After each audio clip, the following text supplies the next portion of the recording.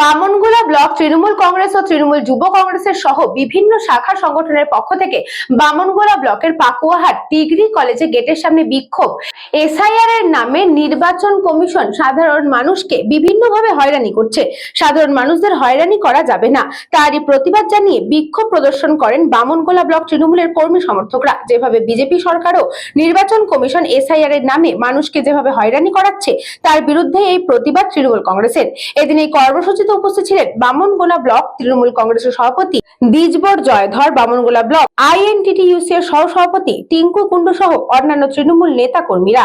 Programme ছিল সারা পশ্চিমবাংলা জুড়ে SIR এর নামে বিজেপির যে চক্রান্ত, সেই চক্রান্তের আজকে প্রতিবাদ সভা ছিল। আজকে বিজেপি ফর্ম 7 নামে একটি ফর্ম জমা দিচ্ছে মানুষের বৈধ ভোটার কাটার জন্য।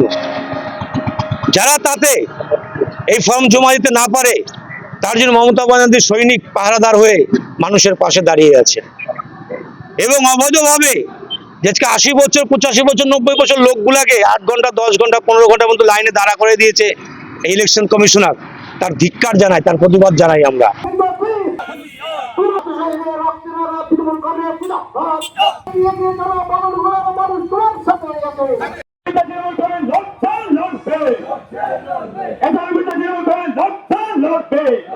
St. Augustine's Day School, Barakpur.